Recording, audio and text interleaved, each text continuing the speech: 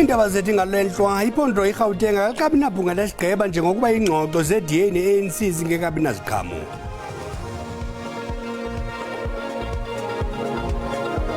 Balala kwizitulo nesofo omama bayokubeleka kwisibhedlele iFremonti ngenxa yokuphuphuma kwewadi yokubelekela.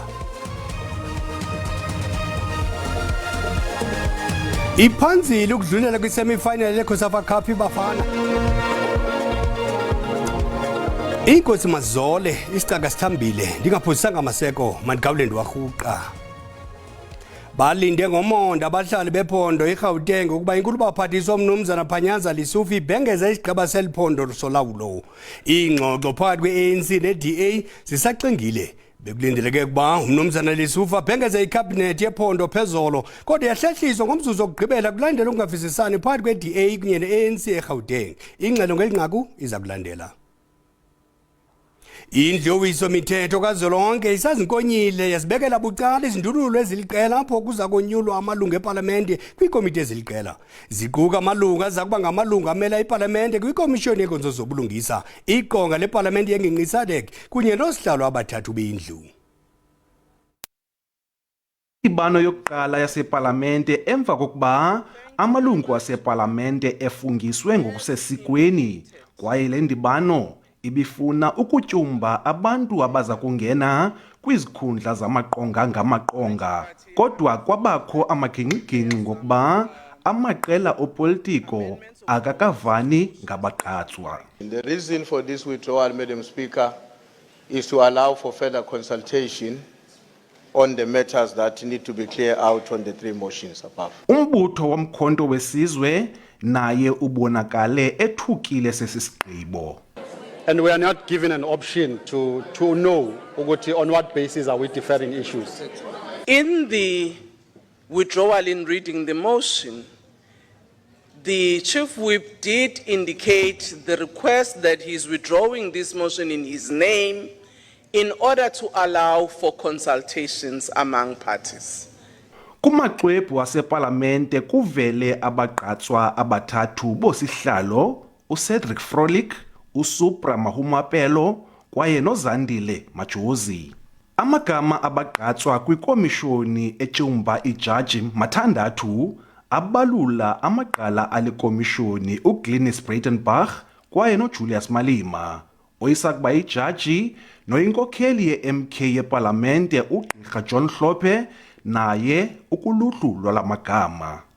Amalungu ePan-African Parliament aphunyezisiwe iParlamente abalula uMdumiseni Ntuli, uVuyani Phambo, uDuduzile Zuma Sambudla kwaye noMegan Chetty. Amalungu aqinisekisiweyo aza kungena kwikomishoni etshumba uMantyi, nguFaith Muthambi, uAC Ross, uSibonelo Nomvalo kwaye noOmphile Mautwe. Kwiindaba zeSABC ndingubulelani Philip eParlamente. Ukuphuphuma kwewadi yokubelekela kwisibhedlele saseMonti eMpuma Koloni iFrey kunyanzelisa abanye omama bayokubeleka ukuba balale kwizitulo nasezisofeni ngenxa yokushokoxeka kwenani lebhedi. Izigulane zitshola ukuba sele zigqibe ngaphaya kweveki zilala ezitulweni naphantsi. Abanye abalindele ukubeleka ngotyando banti zidlulile intsuku kungekho ntshukumo. Ezi zigulane ziphethwe ziintlungu ezingathethekiyo zenimba. Zithi bezingaphezu kwama-20 zificiselene kweli gunjana zingafumani uncedo. Kodwa imeko uyibona uba ikho right. Silala kwezo zitulo, awunangubo, omnye akanako nokutya, omnye bekuthiwe bangatyi the whole day because uzawusikwa, angasikwa. Kuthiwe emva kuthiwe ungatya. Uzawutya into emva kwethu akho ndawo yothenga kutya. Awazi umntu mhlawumbi wakucentana ongwaseGcuwa ongwaseDutywa. And ke ngakho nengubo yokombatha apha. Uzolala kuvulwe ifestile lengokwazi ukombatha. Asinamali iwesi uphinde bakwenzeni up and down. Asinamali unemployed asiphangeli. Uzaphi ngase uvele wenze lento uzoyenza then uphinde ugoduke after xesha ugoduke ngalo. Ngoku uyasifeyila ngoku kunzima. Kunzima hayi ingasebenze bhetele kunoko. This is too much. Esisibhedlele siphulukene nabongikazi abali-18 bahambi bayekile ukuphangela lokama abanye bethathe imihlala phansi nto leyo yongeze uxinzelelo kulomngeni. Isebe lezempilo ephondweni lithi esi sibhedlele asikwazi ukumelana nomthamo wezigulane esiwufumanayo. Ziza kushota ibhedi on the basis that esi sibhedlela isindithe mos i-tertiary hospital. I-tertiary hospital ke sisibhedlela ekuriferishwayo kuso. Ngoku umthwalo uba mkhulu kuba kuza nabo bangakhange bareferwe kuba befuna ukuncedwa. Kubalulekile ke ngokuba siya-acknowledge loo nto. That is why sisithi ke ngoku makube khona intsebenzayo eqinileyo phakathi kwethu nesisema khona ukwenzela uba abanye bakwazi ukuyapha abanye bakwazi ukuza ukwenzela uba i-overload ikwazi uba iphunguleke kwesesibhedlela. Umphathiswa wesebe lezempilo ephondweni uthi belisebe bazama kangangoko ukuqinisekisa ukuba le ngxaki yasonjululwa ingekapheli leveki. Ndingusidima Mveku kwindaba ze-SABC ndiseMonti. Ikomishoni ekhuthaza nekhusela amalungelo enkcubeko inkolo nelwimi ithi nangona ingena kubeka migqaliselo yokuba icawe zithi qha kwinkonzo zazo kodwa imemelela ukuba ziqaphele xa zibamba inkonzo zangokuhlwa. Ukemva kokuba amalungu emvaba iAfrica Evangelical endlandlethekiswe kohluthwa nezinto zawo njenge-cellphones ngexa ibambe inkomfa eSoshakuve ePitoli ngokuhlwa ngomgqibelo. Amapolisa aseGauteng ayasiphanda esi siganeko. Kwahlwa amalungu enkonzo enolangazelelo lokuhlangana ngokuhlwa kwathi kanti onqevu nabo bacwangcisa iqhinga lokugagana nabo. Amalungu aphezulu xa kungoku amokamokana nokwenzakala kwesisehlo ngenxa yohlaselo. Esi siganeko sesathatyathwa bubuxhakaxhaka beekhamera zecawe. Umfundisi uNicholas Giana uphefumle ngale nyewe wenjenje. Ngomgqibelo ngempela sonto impela besine konfa yethu ye regional conference eseGauteng. Kusangenelwa yigebengu zisikhomba ngeibhamu zasilalisa phansi zifuna ama cellphone. Zakhahlela abantu abadala zashaya abantu abadala nabanye bashayiwe bathathelwe imali kwathathwa ama cellphones. Yiko kubhlungu lokho. Icawe zisoloko zixhomekeka kumapolisa nabazinikelayo ukubhatalela ingqiniseko yokhuseleko nanjengoko imibutho engenzi nzuzo okukwenza ukuba imiguvela izidlele icham ezicaweni. Ikomishoni yamalungelo ezenkcubeko inkolo nelwimi ihlabe ikhwelo ukuba icawe ziqiniseke ngokuthi qwa xa zibambe inkonzo zaqalisingisele kunini langa. We make a call to the religious sector as a whole to leave their valuable assets behind so that they don't go with them to church. For instance, your cell phones, your money, and so on and so forth, because these are the things that are attracting the thieves or the criminals into these churches when they are praying. Abakwantsasa nabaseGauteng bathi baphantsi phezulu nophando lwesisiganeko ukanti ke kwimigudu yokufumana izimvo kwabalawula indawo yaseLaser Resort ePitoli apho kwenzeke khona isisehlo kubuye nembande esikhova. Kwalapha izindabeni abasemagunyeni basungule uphando kwezitsholo zokuxhatshazwa kwabantwana kwikhaya eligcina abantwana eChatsworth eThekwini kodwa masithuma umntwana evenkileni kuqala.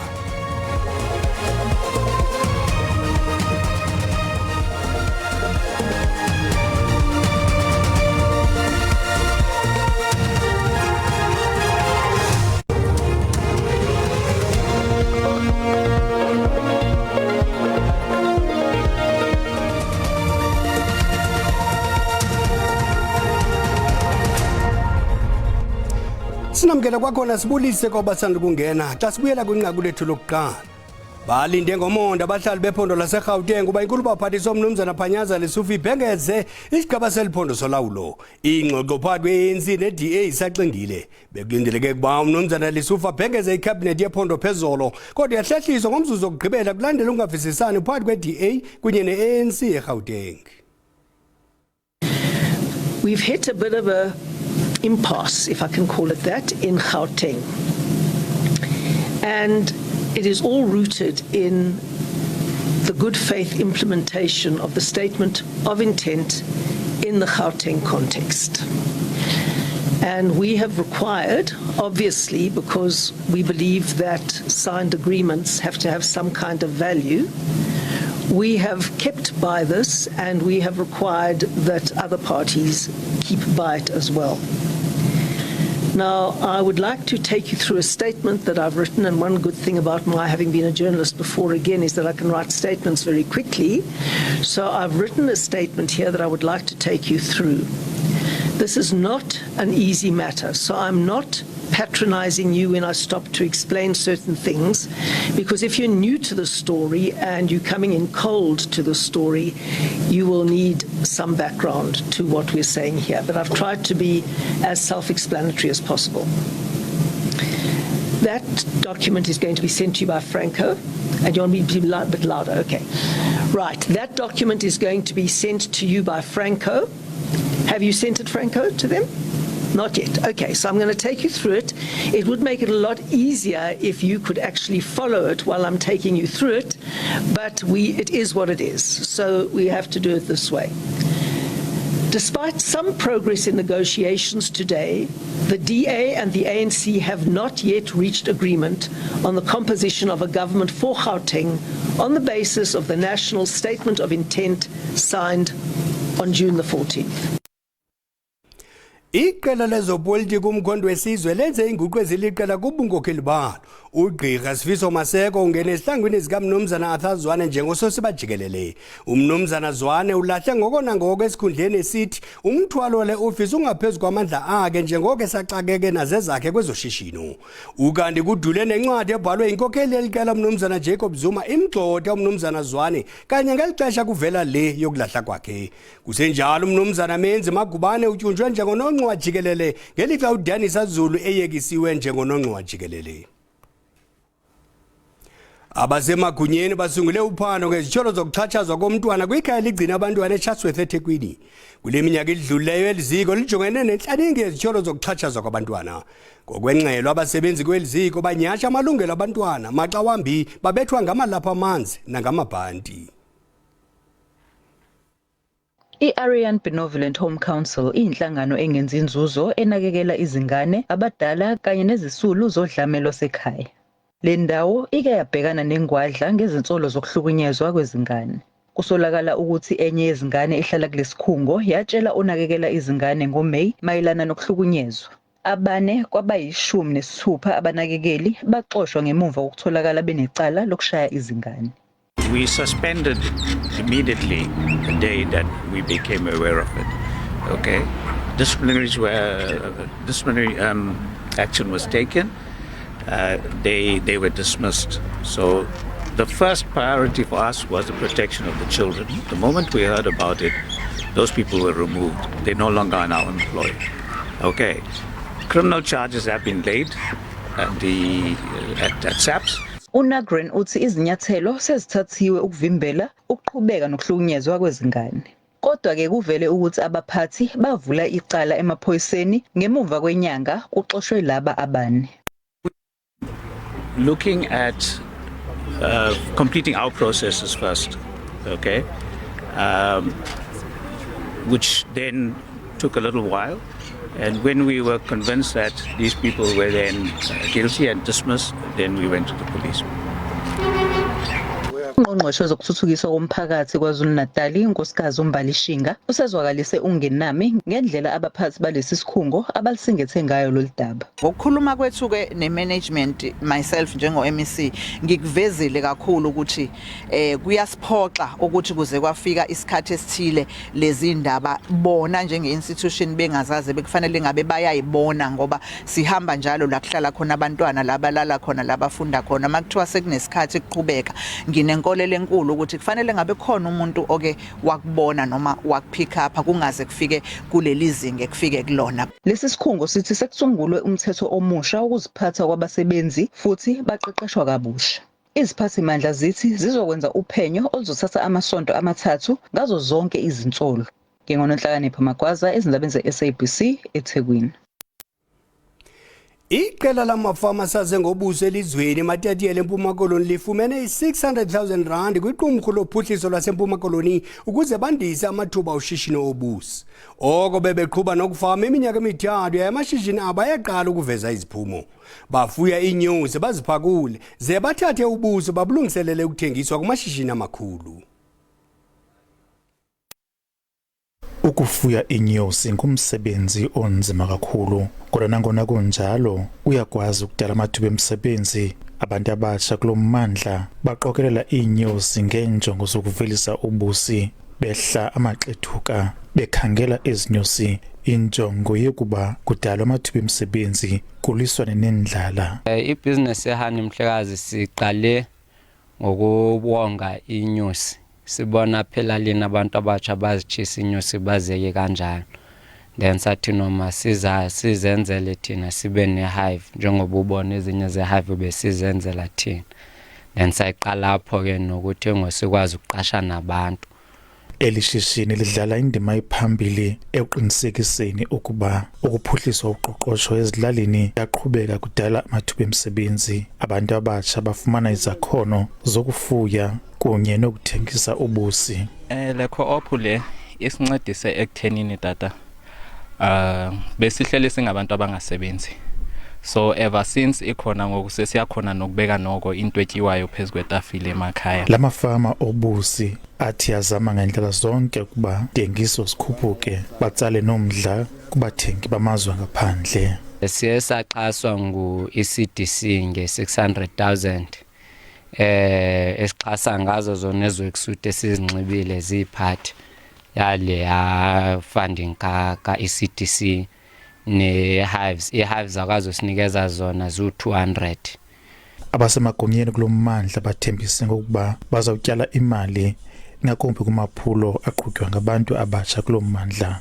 SingoMatatele Local Municipality sincedisana no-ECDC ekutheni sifande abantwana aba bagcina ubusi inyosi ekutheni sichonge zonke izinto ezingathi ke zisincedise ekwenzeni i-economy yaseMatatela njengoba siniyazi into nokubana senza ne-charcoal senza nezinye izinto that relates to into edibanise nezolimo. So kodwa sifuna ke ngokuba sigxile kakhulu kwezi beekeeping sibancedise abantwana baseMatatela kwi-economical development so that ku-create ke imisebenzi nezinye izinto ezingathi zenzeke ezinhle kulommandla waseMatatela.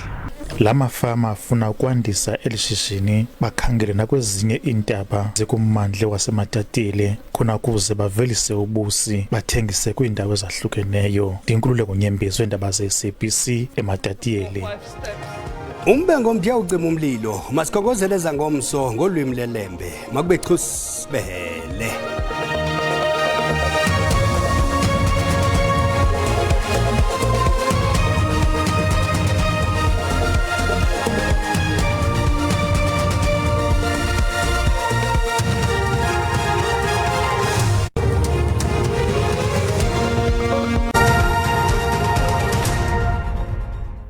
Mawahlangana amafuli ivume icamako basembonto ivumeleni unonkanyezini nirhabulise iqikelelo lwemozulu yangokuhlanje xa sijonga ke mbukeli imvula nomoya kuyaphawuleka into yokubana nguchapha wemvula esingathi sizilindele we-30% phaa kwiindawo ezikumazantsi koBloemfontein kanti ke ziqhinela ke nakwiindawo eziphakooThekwini lithi rhwelele ngamafu ke phaa kwiindawo eziko-Upington kuMahikeng naphaa koBloemfontein kanti ke mbukeli ngomso kuyaphawuleka into yokubana singalindela umoya obanda kakhulu osuka phana kwiindawo ezigudlunxweme koNtshona Koleni namathuba ke amahle emvula eziphako mangalisweni nakwindawo ke ezikumantla zaye u-60% liqhubeke lithi qwaqwa ngamafu ko-Upington koBloemfontein kanti ke mbukeli nakhona ke phako Gqeberha imvula ingathi zinwenele ngakhona kanti ke xa sijonga mbukeli ngomso uSouth African Weather Services ukhuphe isilumkiso sokuba singalindela imvula engamandla kwindawo ezigudlunxweme phako Ntshona Koloni kanti ke izimvula mbukeli zingathi zidale nomoya phaa kwindawo ezigudlunxweme koGqeberha kanti ke mbukeli ngoku sizawujonga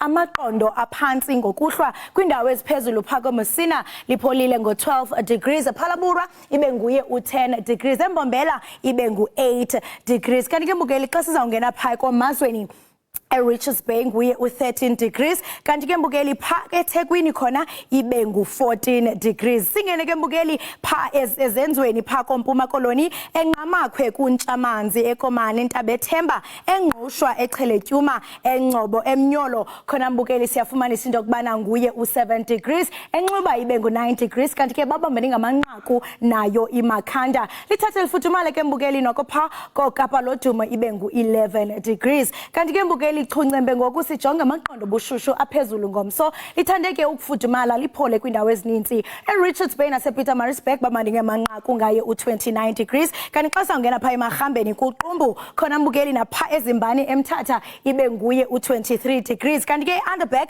pha koKokstad bukeli khona liyaphawuleka into yokubana nguye u29 degrees kwindawo ezixananezileyo pha koPhumleni mbukeli njengoko sibona khona ngu21 degrees ndisatsho ndithi maziqhume inqawe emaxhekweni Xosi.